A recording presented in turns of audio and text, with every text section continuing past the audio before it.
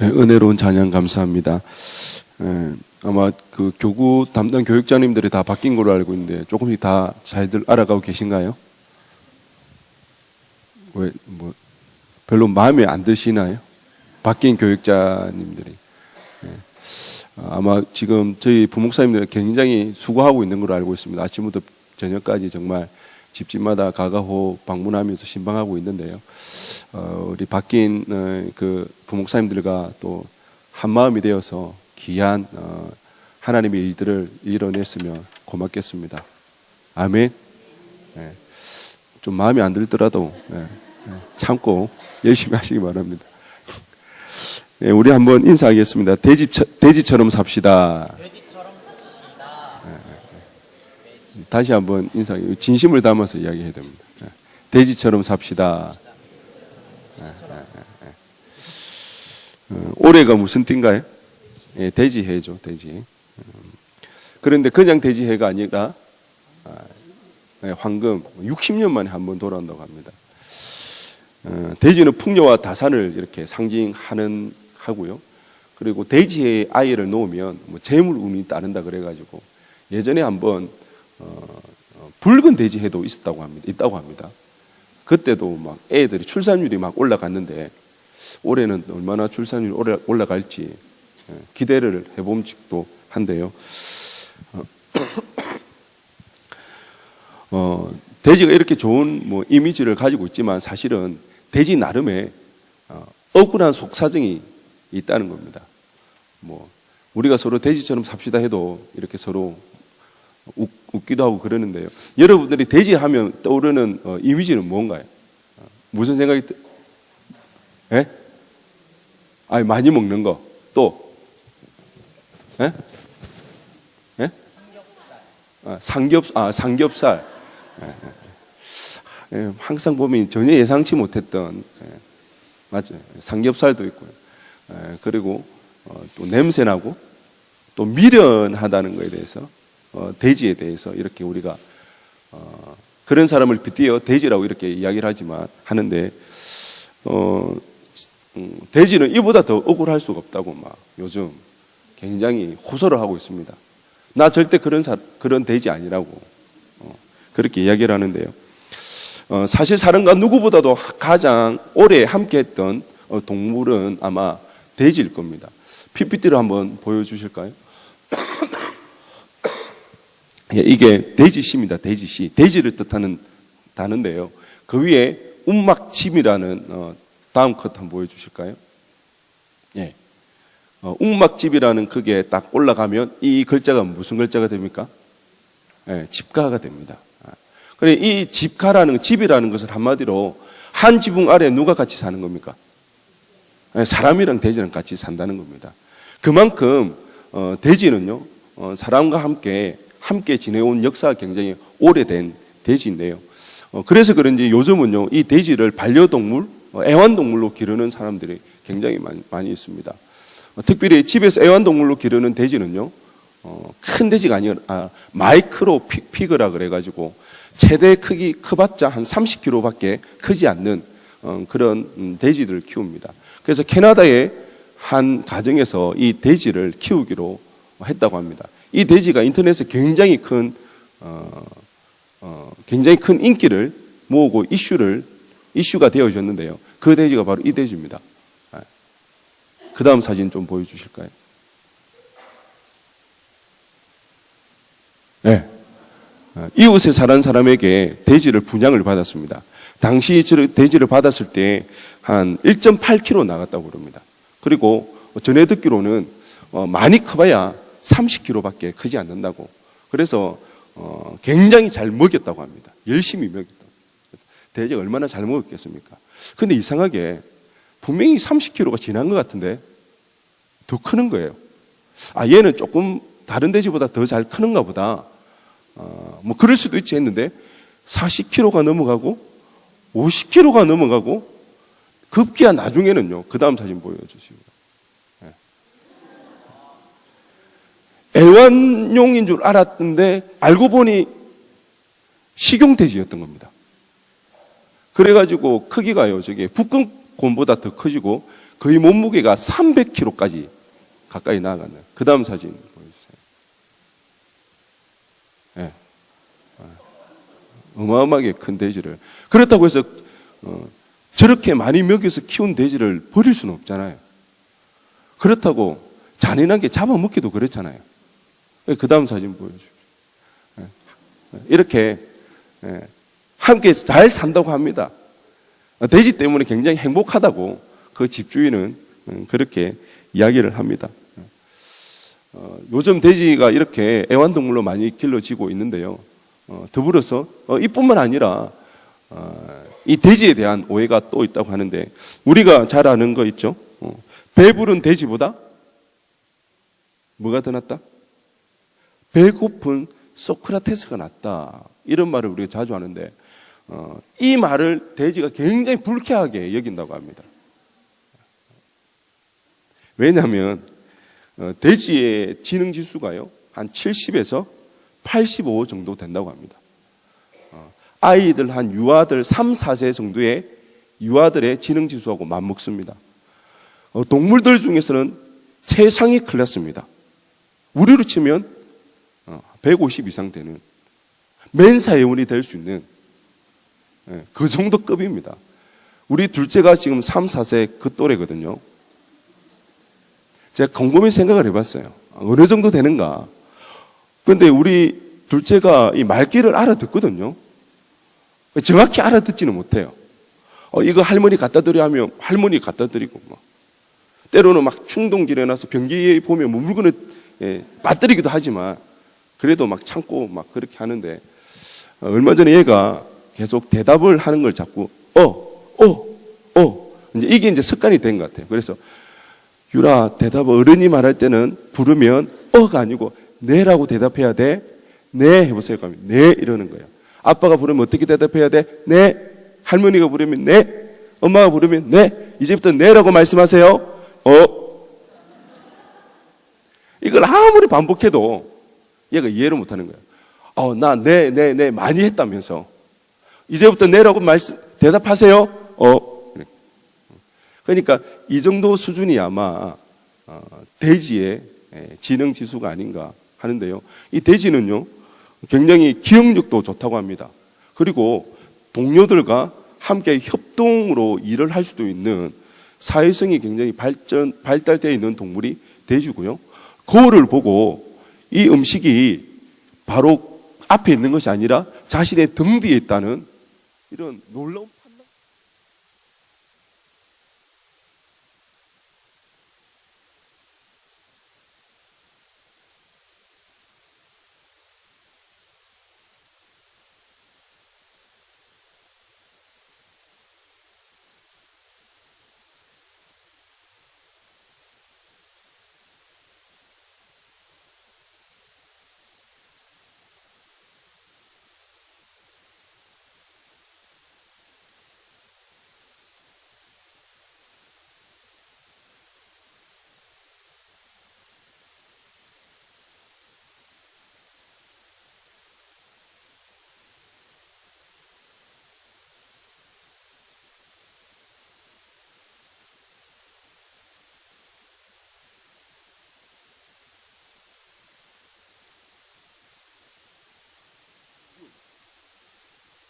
(15%) 밖에 되지 않습니다. 돼지 보고 뚱뚱하다 그러지 마세요. 듣는 게 굉장히 기분 나빠합니다. 속으로 니는 단지 다리가 짧기 때문에 굉장히 뚱뚱해 보일 뿐이라는 것입니다. 더 나아가 돼지가 더럽다고 이렇게 여기기도 쉬운데요. 사실은 이 돼지를 키우는 사람들이 그 돼지에게 충분한 면적을 허용해 주지 않아서 그렇습니다. 좁은 공간에서 키우기 때문에 어쩔 수 없는데요. 만약에 넓은 공간에서 키우면 돼지는요, 자기 용변 보는 데를 탁 따로 정해가지고 거기에서만 용변을 본다고 합니다. 특히 돼지의 땀샘이 코하고 항문에 밖에 없다고 그럽니다. 그래서 스스로 체온 조절을 할 수가 없어서 더우면 어쩔 수 없이 진흙에 자기의 몸을 이렇게 자기의 몸을 문질러 가면서 체온 조절을 한다고 합니다. 그런 모습을 보니까 우리가 돼지가 너무 더럽다고, 자기가 싼 똥에 뭐 한다고 막 몸을 부대낀다고 그렇게 이야기를 하는데, 사실은 체온 조절을 통해서 살기 위한 최후의 수단으로 그렇게 한다고 합니다. 그러니까 돼지는 사실은 그렇게 더러운 동물이 아니라는 거죠. 이처럼 우리가 돼지에 대한 오해들이 참으로 많이 있는데요. 이 돼지는 죽어가면서까지도 어떻게 합니까? 유익을 끼치고 우리에게 자신의 그 몸을 온전히 던져서 삼겹살로 이렇게 주기까지 합니다. 굉장히 헌신적이고요, 유익한 동물이 이 돼지인데요. 이런 점을 볼 때에 우리가 그래, 돼지처럼 살아야겠구나, 좀 감이 오십니까? 아닌가요? 여전히 돼지는 돼지예요. 네. 그런 부분이 있는데 요즘 이 돼지에 대한 이런 오해들을 보면서 요즘 우리 사회에 그리스도인들에 대한 오해가 참으로 많구나, 그런 생각을 하게 되었습니다. 교회 관련해서 신문지상에서 기사가 나는 게 요즘 점점 더 빈번해지고, 그 내용이라는 것은 결국 부정적인 내용일 수밖에 없는데요. 얼마 전에 어느 기사에서 사랑도 명성도 잃어버린 한국교회라는 기사 제목이 떴습니다. 한국을 대표하는 두 교회의 문제가 사회적으로 대두되어진 것을 비꼬아서 한 이야기인데요. 사실 우리가 그저 남일이라고 허투루 들을 수 없는 말인 것 같습니다.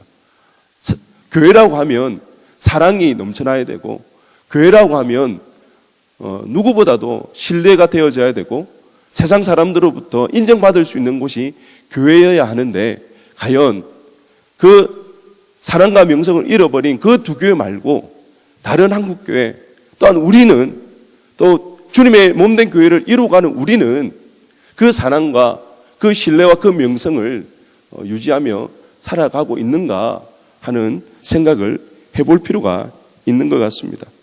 이런 의미에서 오늘 본문에 등장하는 이 고넬료는 우리에게 시사하는 바가 큰데요. 고넬료는 이방인이었습니다. 그리고 로마 시민권자였습니다. 로마 시민권을 가졌다 하는 것은 그 당시에는 굉장한 특권이죠. 남부럽지 않게 살아갈 수 있는 배경을 가졌던 사람입니다. 그리고 백부장입니다. 자기 밑에 휘하에 100명의 부하를 거느리고 그것을, 그 사람들을 지휘하는 지휘관의 위치에 있었던 사람이 바로 이 고넬료였습니다. 그런 그가 하나님을 경외하였다고 오늘 성경은 말해주고 있습니다. 오늘 본문 2절을 우리 다 함께 읽어보겠습니다. 2절 말씀입니다. 시작.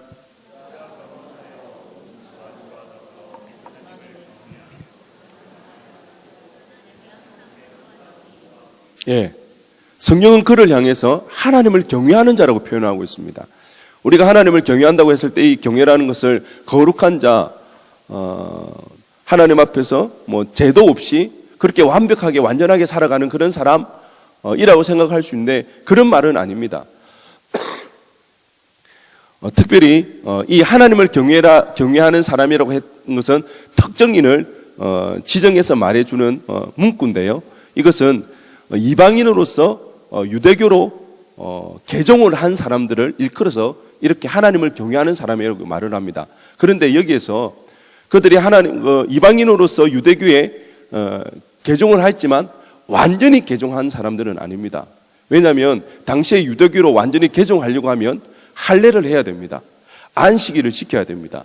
또한 음식에 관한 규례를 지켜야 하는데, 이방인으로서 할례를 한다, 이방인으로서 그 안식일을 지키고 그리고 율법에 정해놓은 음식을 규례대로 지켜서 먹는다는 것이 사실은 쉽지 않은 일이었습니다.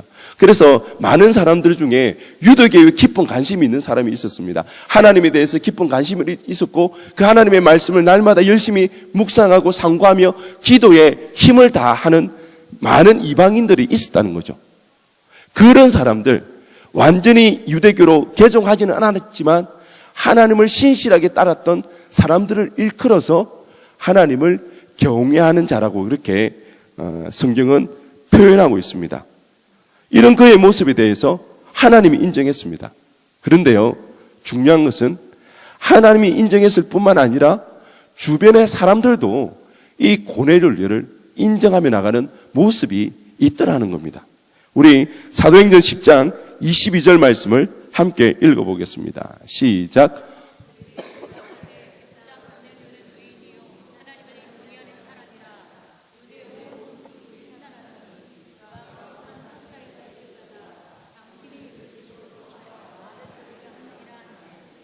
예.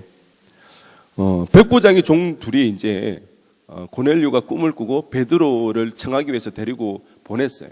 그랬을 때 그 종이 베드로에게 자신의 주인 고넬료에 대해서 표현하기를, 설명하기를 유대 온 족속이 칭찬하는 사람이라는 겁니다. 주변 사람들에게 칭찬을 받았던 인물이라는 것입니다.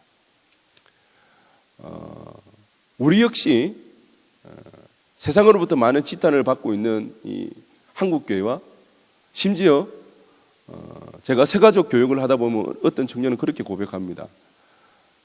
교회 다닌다는 이야기가 선뜻하기가 어렵다는 겁니다. 왜 그런 거 하니? 교회 다닌다고 말했을 때에 사람들로부터 받는 시선이 달라진다는 겁니다. 새신자이기 때문에 아직 믿음이 연약하기 때문에 그런 부분에 대해서 되게 어려워하고 그렇기 때문에 안 좋은 인상을 받는 것이 싫어서 자기가 교회 다닌다는 이야기를 선뜻 하지 않는다는 그런 이야기를 제가 들었는데요. 아마 우리도 그런 건 충분히 느낄 수가 있습니다. 교회 다니는 것에 대해서 결코 좋은 인상으로 바라보지 않는 그런 세상 속에서 살아가고 있습니다. 그런데 그럴수록 우리는 사람들로부터, 하나님을 알지 못하는 사람들로부터 인정받는 일이 있어져야 한다는 것입니다. 고넬료는 어떻게 온 유대 사람들로부터 이런 칭찬을 받을 수 있었나? 그랬을 때 첫 번째는 말씀과 기도에 있었다는 것입니다. 말씀을 열심히 상고했던 자, 그래서 하나님을 경외하는 자라고 칭하여졌던 자, 그리고 하나님이 그 기도를 받으시고 하나님이 기억하였던 자가 바로 고넬료였다는 것입니다. 사실 그리스도인들이 세상에서 어떻게 해야 되는지, 어떠해야 되는지는 우리보다도 세상 사람들이 더 잘 알고 있습니다. 그렇기 때문에 같은 잘못을 하더라도 그리스도인들은 세상으로부터 2배, 3배의 비난을 받게 되어집니다. 그런데 문제는 무엇입니까? 우리라고 해서 세상 사람들하고 다르냐? 아니라는 거예요. 우리 또한 예수는 믿지만 세상 사람들하고 다를 바가 없다는 것입니다. 무엇이 똑같습니까? 우리 역시 세상에서 배부르고 편안하게 살고 싶습니다. 우리도 욕심이 있고요. 우리도 세상에서 성공하고 싶고, 그래서 자랑도 하고 싶고, 때로는 화가 나는 일이 있으면 욕도 한번 시원하게 한번 내질러 보고 싶기도 하고, 우리라고 해서 세상 사람들과 다를 바가 없는 그런 존재라는 것입니다. 그렇기 때문에 이런 문제들이 늘 우리 가운데 일어난다는 것입니다. 여러분은 이런 마음이 들 때, 이런 상황에 부딪힐 때 어떻게 행하고 있습니까? 세상에서 교회 나간다는 이야기, 꼬리표 달지 않고 그냥 속 시원하게 욕을 막 한번 쏟아붓습니까?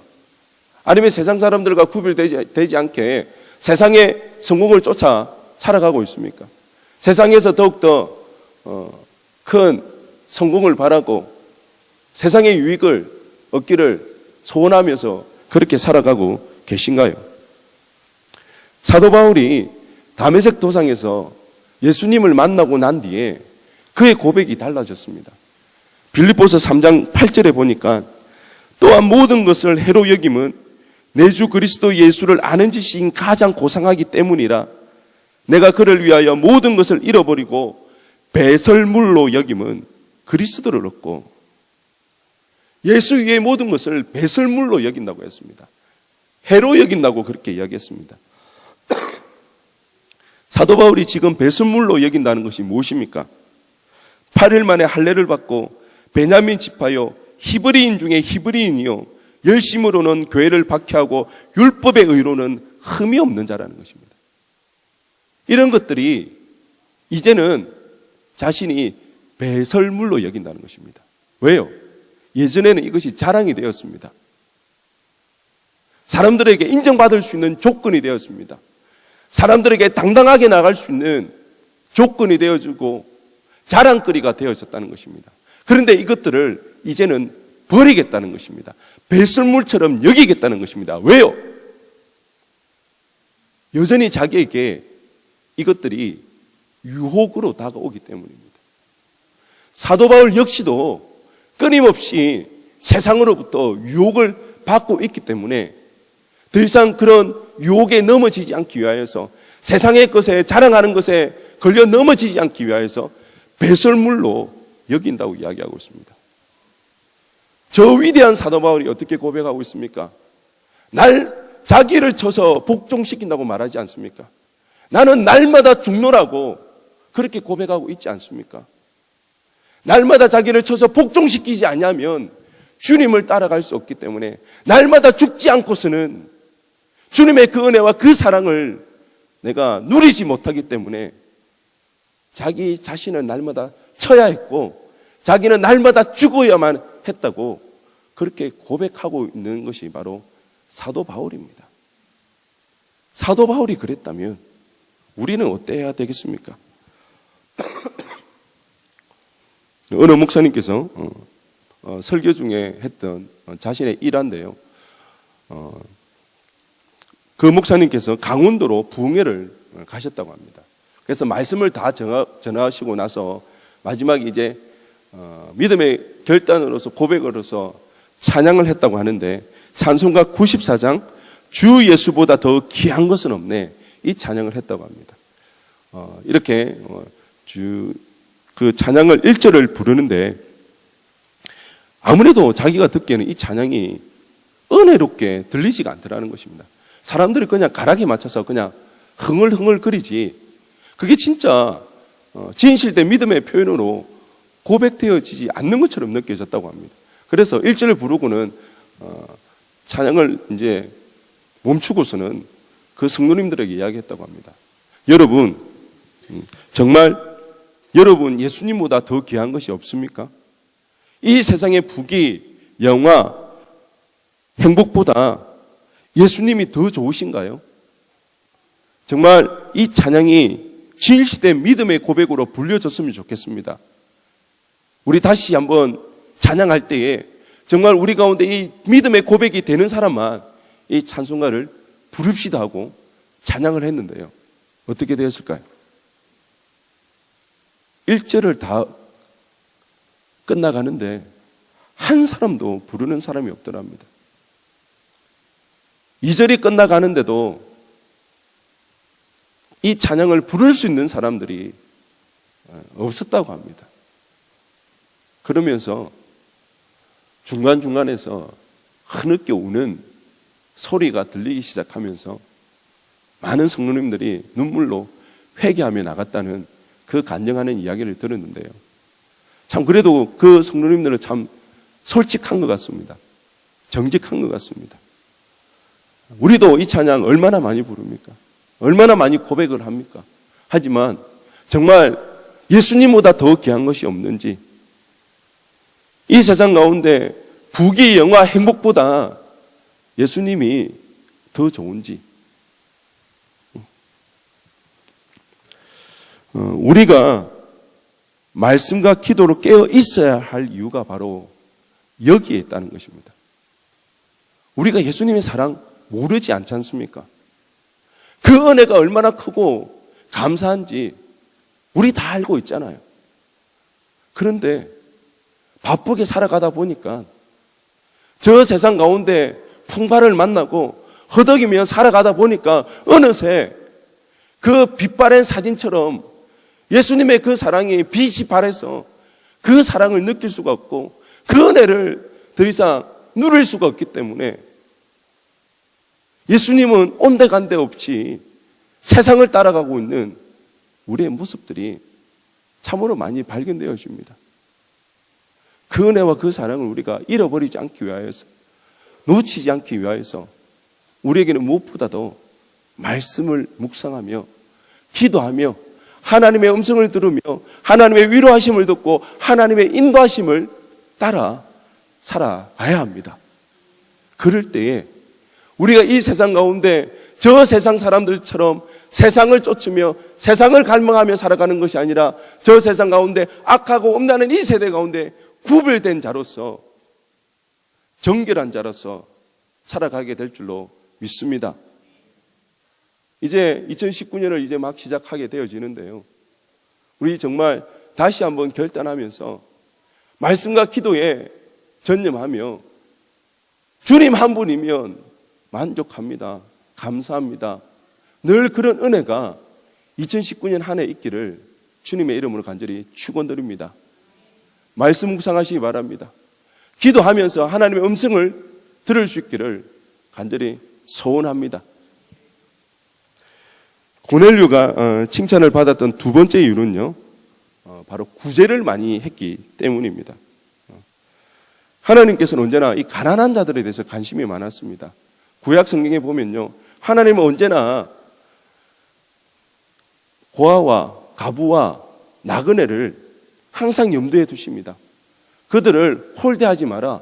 그들을 늘 반겨주어라. 그들을 맞이해 주어라고 항상 하나님은 그들을 언급하십니다.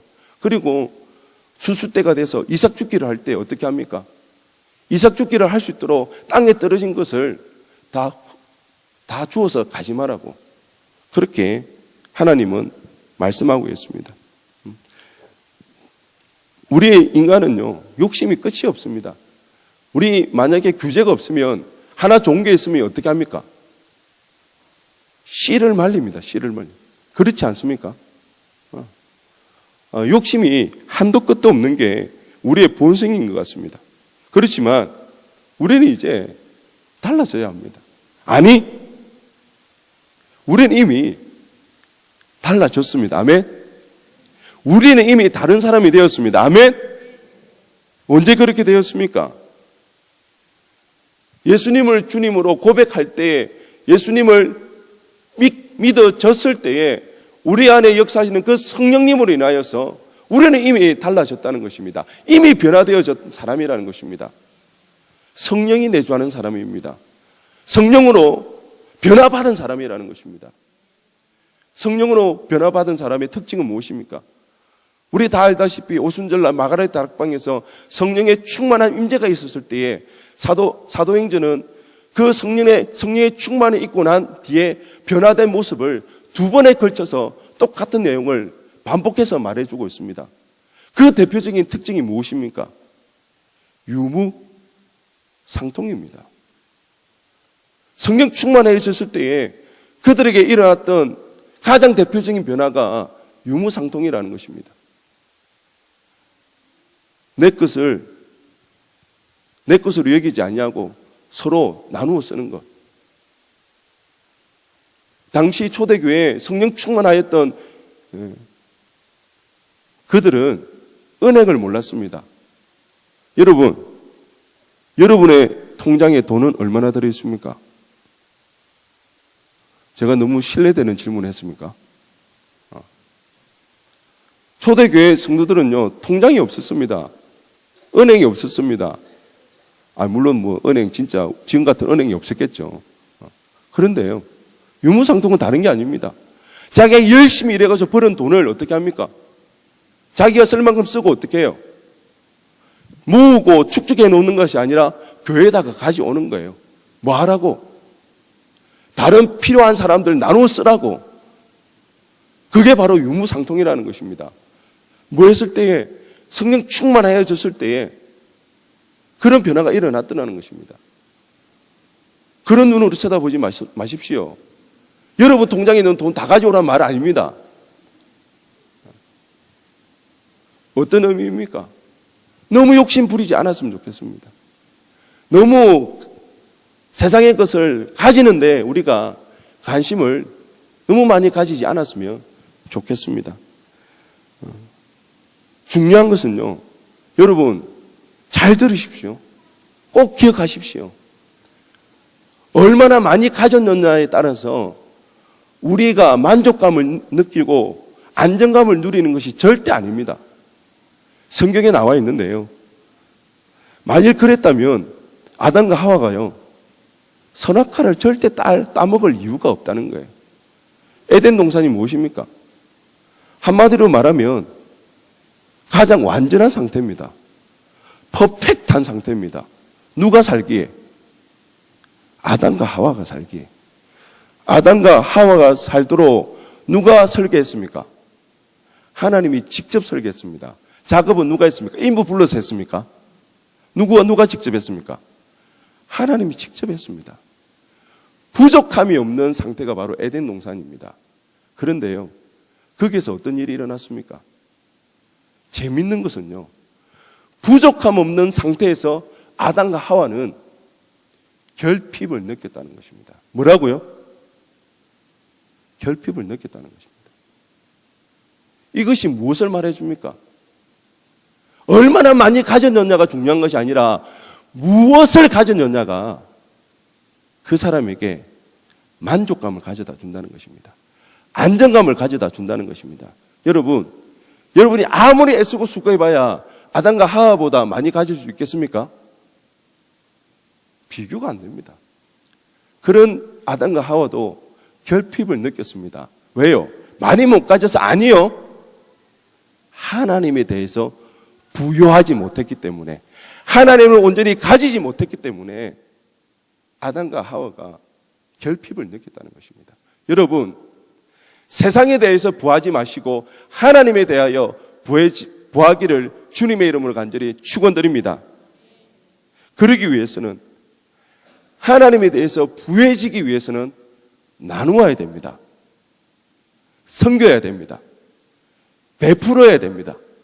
그럴 때에 우리는 하나님에 대해서 부요해질 수가 있습니다. 세상의 것에 부유해지면 만족 없습니다. 절대 이것으로 내가 만족이 되어지지 않습니다.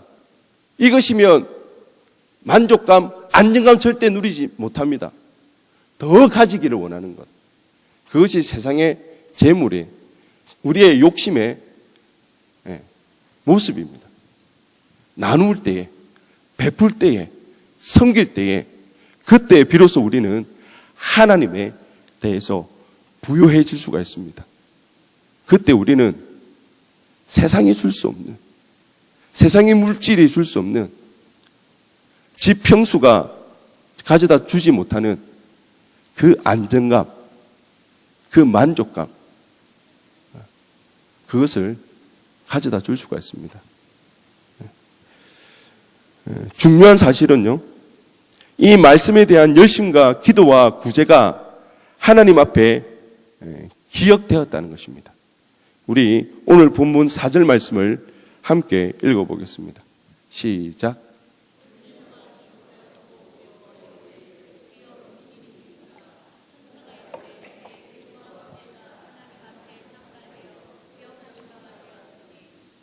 예, 고넬료의 기도와 구제가 누구에게 상달되었다는 겁니까?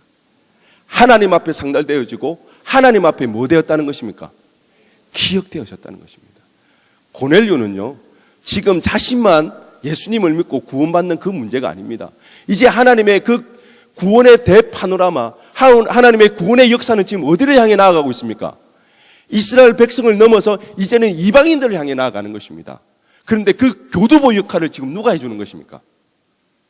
고넬료가 해준다는 것입니다. 이거는 사도행전에 있어서 하나님의 복음의 구원의 역사 가운데 굉장히 중요한 사건입니다. 고넬료를 필두로 해서 이스라엘 백성들이 이방인에 대해서 관심을 가지고 이방인에게 선교를 하기 시작하는 일들이 일어난다는 것입니다. 고넬료가 그 하나님의 계획을 알았을까요? 아니요. 하나님의 이 놀라운 구원 계획을 계획하고 있을 때에 하나님 앞에 신실하게 사는 사람을 통해서 하나님이 일하실 때에 하나님 앞에 눈에 띄었던 사람, 하나님 앞에 기억되었던 인물이 누구라는 것입니까? 고넬료였습니다. 우리는 하나님 앞으로 어떤 계획을 가지고 계실지 모릅니다.